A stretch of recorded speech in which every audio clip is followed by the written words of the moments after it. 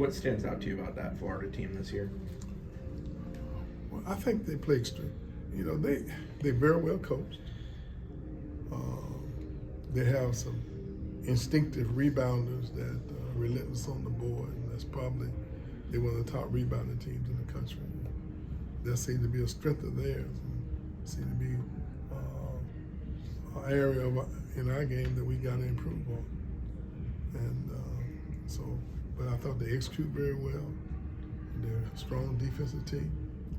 They seem to have the right combination of guys that can create and guys who are good shooters.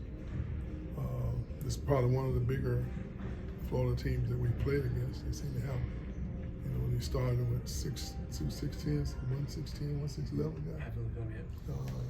And at the post, which obviously we're not as tall as what we normally have been, but you know, they are executing their system very, very well.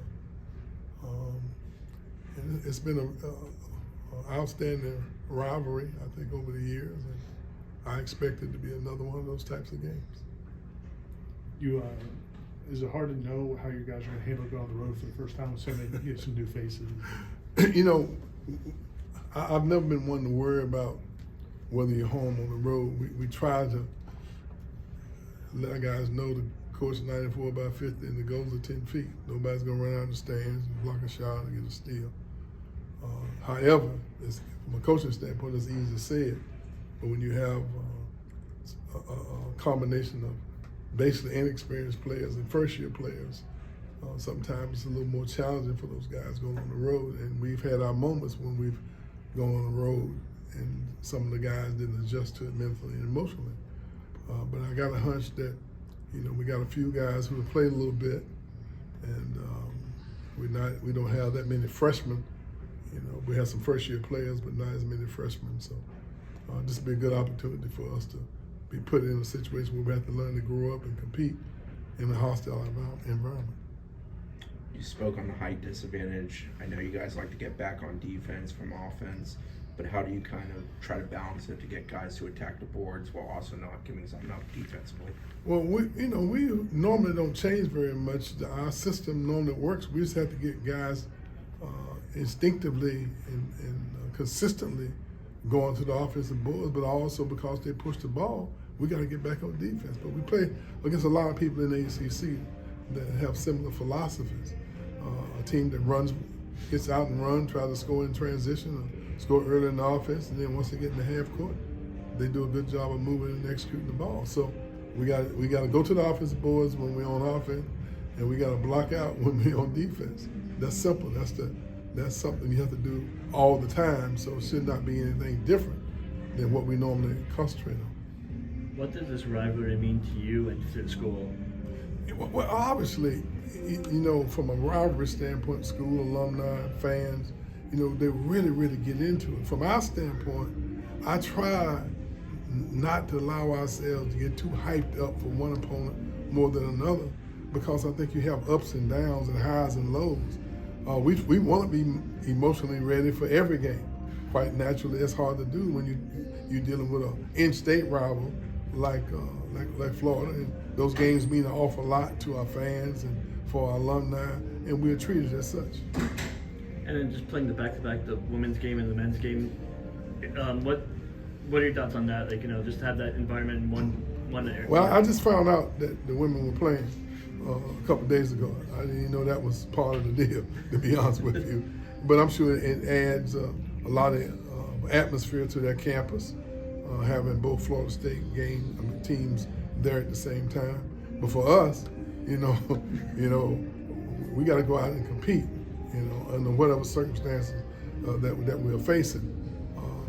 But I'm sure it'll mean a lot more to them. I'm sure they get hyped up on it. But from our standpoint, we just got to be ready to play. I'm sure our women will be ready to play, and then we got to make sure we're ready.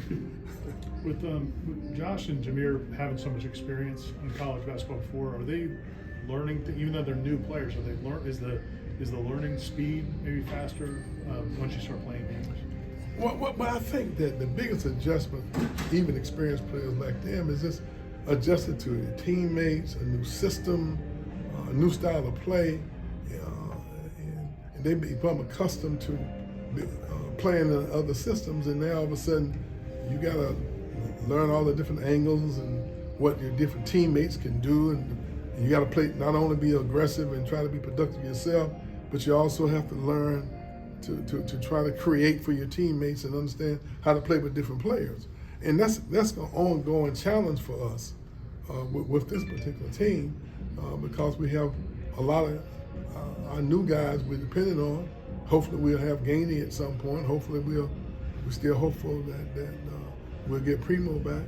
And so we still have a lot of moving parts on our team. And we have some young guys that are getting ready. And we have a new guy on our team named Bubba Miller.